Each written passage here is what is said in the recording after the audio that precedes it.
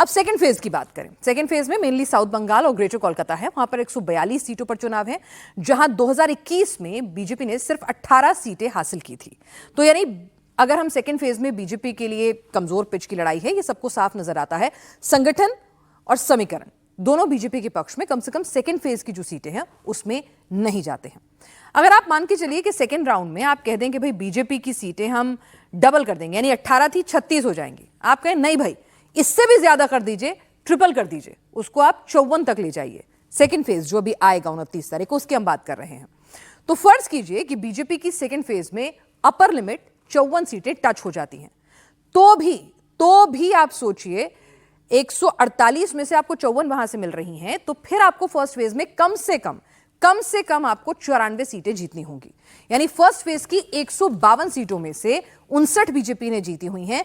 59 को बढ़ाकर बीजेपी को मिनिमम 94 लेके जाना होगा, और ये तब हम उस सिनेरियो में कह रहे हैं जब सेकंड फेज में बीजेपी एक्सट्रीमली वेल करेगी, यानी 3 गुना सीटें हासिल करेगी। तो बीजेपी के पास अभी 59 है। जीत के लिए जरूरी मिनिमम अगर हम वहां पर बैंक करें कि सेकंड फेज में बीजेपी 3 गुना सीटें बढ़ा लेती है, 54 सीटें लेती है, तो 94 मिनिमम चाहिए। और अगर वहां पे स्मूथ बीजेपी कोई चांस नहीं लेना चाहती है तो 100 कम से कम चाहिए बीजेपी को, अगर मैजिक नंबर 148 जो है वो पार करना है। तो अब 35 से 41 सीटें फर्स्ट फेज में बीजेपी को हासिल करनी है। तो पिछली बार 152 में से 59 सीट ही बीजेपी हासिल कर पाई थी, और इस बार बीजेपी को बहुमत का मैजिक फिगर हासिल करने के लिए कम से कम 35-41 सीटें जोड़ ले तो बहुत ही अच्छा है, बहुत ही विन विन सिचुएशन। लेकिन क्या ये प्रैक्टिकल पॉसिबल है कि 152 में से 100 सीटें बीजेपी हासिल कर ले? इन सिनेरियोज पर भी हम चर्चा आगे करेंगे, लेकिन पहले जो हमारे साथ खास मेहमान जुड़ रहे हैं जरा उनसे भी बातचीत कर लें। हमारे साथ जो मेहमान जुड़ रहे हैं कि भाई ये जो 35 से 41 का नंबर है ये कहां से आएगा और कैसे आएगा। तो बीजेपी के प्रवक्ता भी हमारे साथ नहीं जुड़े हैं, तो इसीलिए पहले शुरुआत मुझे कायदे से तो ये सवाल सबसे पहले उनके पास लेके जाना चाहिए था। लेकिन संजय शर्मा जी, आपको लगता है, टीएमसी के प्रवक्ता हमारे साथ जुड़े हुए हैं, विवेक श्रीवास्तव जी हमारे साथ लेफ्ट के नेता जुड़े हैं, और मौमिता चक्रवर्ती राजनीतिक विश्लेषक इस वक्त जुड़ी हुई हैं। संजय शर्मा जी, आपको लगता है कि बीजेपी जो जीत का दम भर रही है 59 से आगे बढ़ेगी, ये हर कोई कह रहा है, लेकिन कितना आगे बढ़ पाएगी? आप लोगों का भी एनालिसिस होगा ना, वो क्या कहता है? देखिए, एनालिसिस साफ है। 2021 में भारतीय जनता पार्टी को जो सीटें मिली थी उसके पृष्ठभूमि में हम जाएंगे तो 2019 लोकसभा में भारतीय जनता पार्टी को 18 लोकसभा की सीटें प्राप्त हुई थी। उस कॉन्टेक्स्ट में आप देखिएगा, विधानसभा चुनाव में 77 सीटें भारतीय जनता पार्टी को प्राप्त हुई थी। उसमें से काफी इनके विधायक हमारी तरफ आ गए, वो दूसरी बात है। और 2021 के बाद जितने उपचुनाव हुए हैं, भारतीय जनता पार्टी हर जगह भारी मतों से हारी है। कहीं भी कोई फाइट में वो लोग नहीं थे।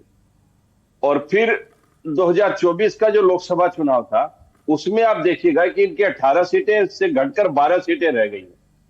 तो भारतीय जनता पार्टी के दोनों फेज में उसी कॉन्टेक्स्ट में सीटें रहेंगी, और मुझे दूर दूर तक यह दिखता नहीं है कि इनकी सीटें कोई बढ़ने का कोई चांस है, बल्कि इनके 16-17 सीटें कम हो जाएंगी। ठीक है, वो 16 सीटें जो आप कम करने की बात कर रहे हैं वो कौन सी सीट होगी? मतलब किस रीजन से आएंगी? नॉर्थ बंगाल में 30 सीटें हासिल की थी बीजेपी ने 54 में से, तो कहां से, कौन से रीजन से आ रही हैं? क्योंकि ये वाले रीजन जो है sir, practically vote percentage, demography के हिसाब से, बॉर्डर से नेबरिंग एरिया, तमाम फैक्टर्स जो हैं वो बीजेपी को थोड़ी एडवांटेज दिलाते हैं समूचे बंगाल की कंपैरिजन में।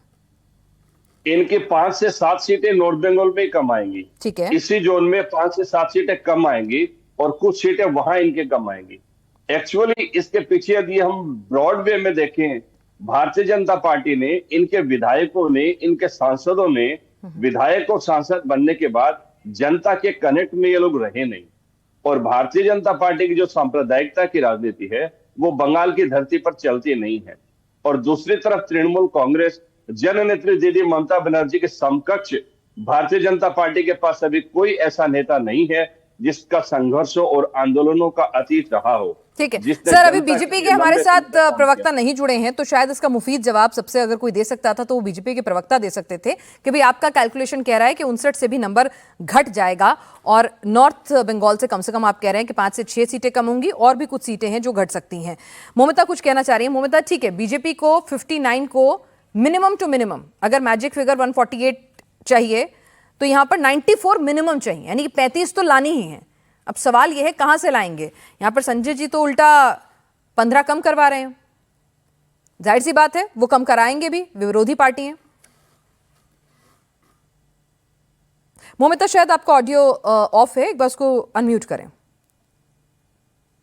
So I'm audible now, right? Yes, you are. देखिए पिनाज, मैं आंकड़ा देकर बात करना चाहूंगी। जैसे कि अभी क्या है कि जो 294 सीट है, इसमें आफ्टर SIR 190 SIR के दौरान 190 सीट्स गॉट अफेक्टेड। तो out of that 190 seats TMC को 111, फिर भाजपा को 68 एंड बाकी 10-12 सीट्स लेफ्ट कांग्रेस और अदर्स में गए थे। तो टीएमसी ना यहाँ से सब्सटेंशियली गेन किया था।